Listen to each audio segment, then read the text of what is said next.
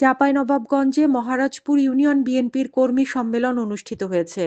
শুক্রবার বিকাল ৪টায় চাঁপাইনবাবগঞ্জ জেলার মহারাজপুর ইউনিয়নের শেখপাড়ায় আমবাগানে মহারাজপুর ইউনিয়নের আয়োজনে এ কর্মী সম্মেলন অনুষ্ঠিত হয়। প্রথমে অতিথিবৃন্দ জাতীয় পতাকা উত্তোলন ও পায়রা উড্ডয়ন করে, এরপর কোরআন তেলাওয়াতের মাধ্যমে কর্মী সম্মেলনের অনুষ্ঠান শুরু করে। এ সময় মোহাম্মদ আলী হোসেনের সঞ্চালনায় মোহাম্মদ কেতাবুল ইসলাম টুটুলের সভাপতিত্বে প্রধান অতিথি হিসেবে উপস্থিত ছিলেন চাঁপাইনবাবগঞ্জ জেলা বিএনপির আহ্বায়ক মোহাম্মদ গোলাম জাকারিয়া। প্রধান বক্তা হিসেবে উপস্থিত ছিলেন চাঁপাইনবাবগঞ্জ বিএনপির সদস্য সচিব আলহাজ মোহাম্মদ রফিকুল ইসলাম চাইনিজ। বিশেষ অতিথি হিসেবে উপস্থিত ছিলেন চাঁপাইনবাবগঞ্জ জেলা যুবদলের সিনিয়র যুগ্ম আহ্বায়ক মোহাম্মদ ফারুক হোসেন, চাঁপাইনবাবগঞ্জ সদর থানা বিএনপির আহ্বায়ক মোহাম্মদ আমিনুল ইসলাম, চাঁপাইনবাবগঞ্জ পৌর বিএনপির আহ্বায়ক মোহাম্মদ সারওয়ার জাহান, চাঁপাইনবাবগঞ্জ সদর থানা বিএনপির সদস্য সচিব মোহাম্মদ জহিরুল হক বিশ্বাস বুলু, গোমস্তাপুর উপজেলা বিএনপির সদস্য সচিব মোহাম্মদ নুরুল ইসলাম সেন্টু, চাঁপাইনবাবগঞ্জ পৌর বিএনপির সদস্য সচিব মোহাম্মদ এইচ.এম. জামাল বাচ্চু সহ জেলা ও উপজেলা ইউনিয়ন বিএনপির নেতাকর্মীরা। বক্তব্যকালে গোলাম জাকারিয়া বলেন, শেখ হাসিনা পতনের কারণে ভারত দিশেহারা হয়ে গেছে, মনে হচ্ছে ভারতের পতন হয়েছে।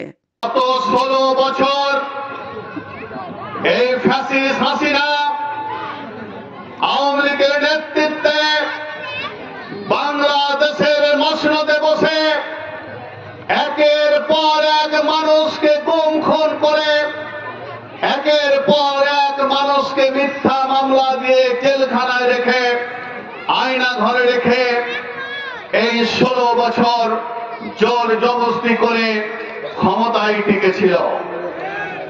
কিন্তু যখন জুলাই আগস্টের গণবিপ্লব সারা বাংলাদেশের মানুষ যখন ফুঁসে উঠেছিল, ছাত্র জনতার নেতৃত্বে যখন বিশাল আন্দোলন শুরু হলো, সেই সময় এই ফ্যাসিস্ট হাসিনা সহ এই ফ্যাসিস্ট হাসিনার 330 জন এমপি সহ পৌরসভার চেয়ারম্যান, উপজেলার চেয়ারম্যান, জেলা পরিষদের চেয়ারম্যান, এমপি মন্ত্রী সহ সবাই যখন গা ঢাকা দিল, সেই সময় এই ফ্যাসিস্ট হাসিনা 5ই আগস্ট মাত্র 45 মিনিটের একটি নোটিশে এই দেশ থেকে পালিয়ে গিয়ে বিশ্ব রেকর্ড করলো।